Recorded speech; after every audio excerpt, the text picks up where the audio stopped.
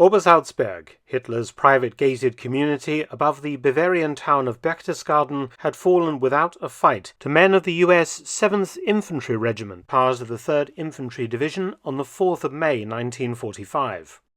The 7th Infantry did not, however, claim to have been the first to get to the Eagle's Nest, as the Kelstein Diplomatic Reception House was commonly known.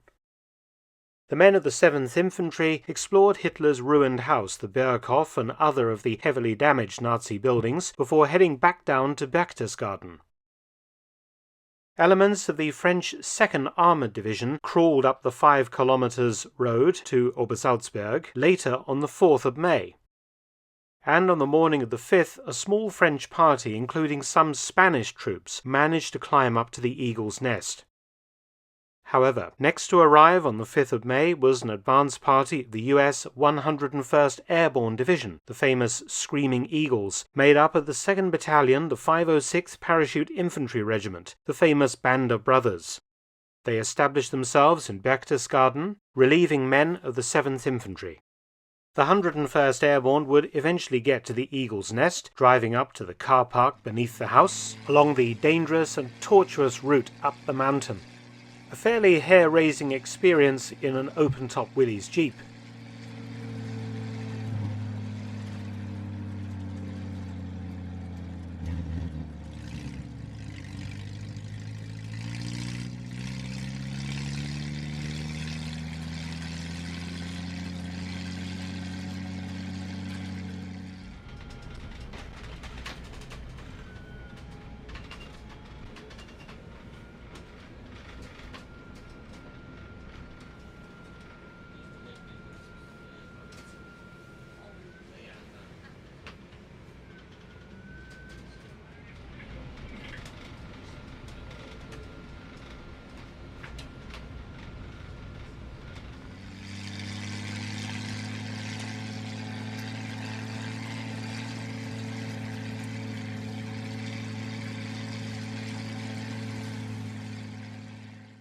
The paratroopers were now standing some 400 feet below the Eagle's Nest.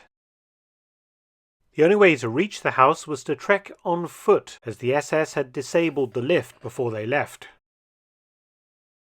This brought them onto a pathway which led directly to the house itself.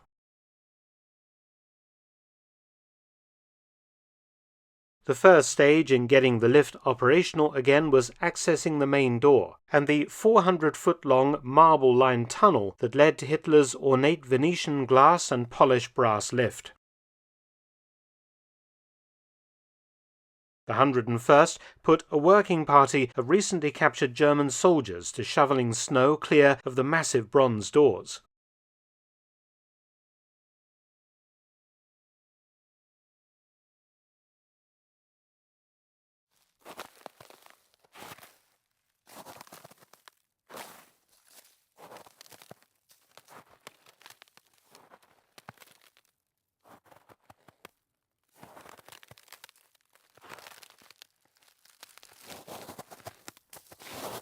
The Eagle's Nest Great Hall became the focus of U.S. relaxation efforts, its comfortable chairs and abundant alcohol soon transforming the place into an unofficial rest center.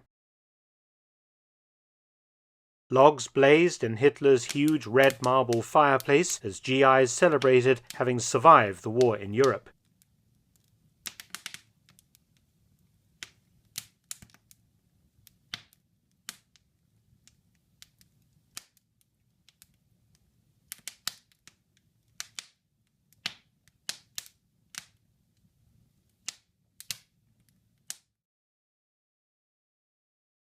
Then, as now, the views outside were even more spectacular. The Eagle's Nest sitting on a ridge 1,834 meters, or 6,017 feet up in the sky.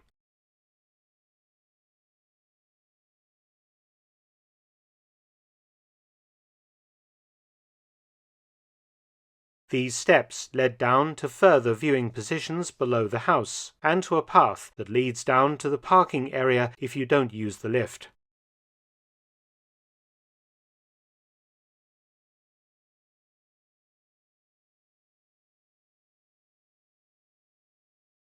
The Eagle's Nest attracted visitors of all ranks, including the top brass. Here we see the 101st Commanding Officer, Major General Maxwell D. Taylor, visiting the Great Hall.